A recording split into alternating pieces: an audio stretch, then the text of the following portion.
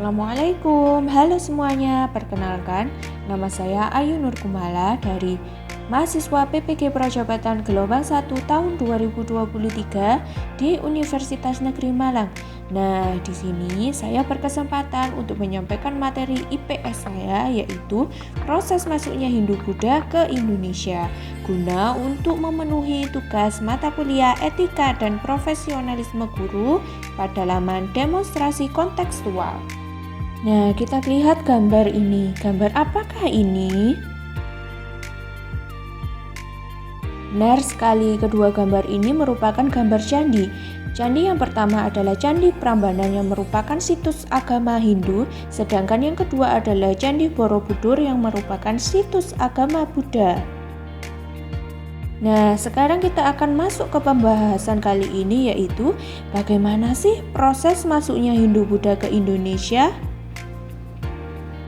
Sebelum kita masuk ke materi hari ini, kita akan mereview terlebih dahulu materi kita sebelumnya, yaitu tentang jalur perdagangan. Seperti pada gambar, merupakan gambar jalur sutra, di mana jalur ini membentang dari Cina melewati Asia Tengah sampai Eropa. Komoditi utama yang diperdagangkan adalah kain sutra dari Cina. Itulah mengapa jalur tersebut dinamakan dengan jalur sutra.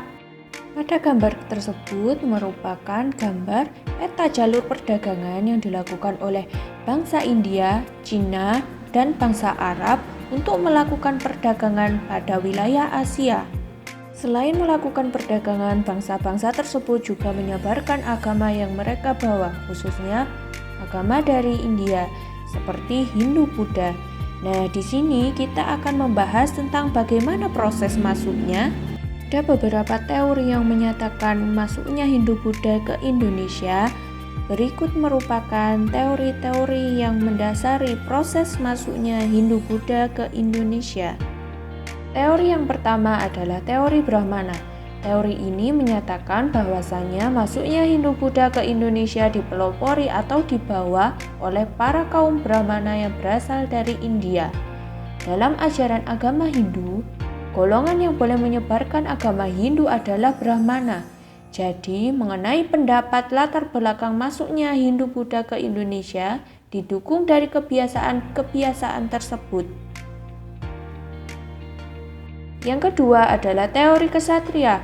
Menurut teori kesatria, penyebaran agama Hindu-Buddha di Indonesia dilakukan oleh kesatria atau golongan prajurit yang memegang kekuasaan dan pemerintahan India pada saat itu. Kesatria merupakan kasta kedua dalam ajaran agama Hindu. Kedudukannya di bawah Brahmana. Teori yang ketiga adalah teori Vaishya. Teori ini menyatakan bahwa proses masuknya Hindu-Buddha ke Indonesia dibawa oleh golongan Vaishya atau para pedagang. Seperti yang kita ketahui, pada zaman kerajaan-kerajaan Hindu-Buddha, banyak pedagang dari India yang berdatangan ke Nusantara, sehingga terjadi interaksi aktivitas perdagangan yang kemudian berkembang menjadi sebuah hubungan yang lebih dekat dan memperkenalkan agama yang mereka anut. Yang terakhir adalah teori arus balik. Teori ini menyatakan bahwa masuknya Hindu-Buddha ke Indonesia dibawa oleh orang Indonesia sendiri.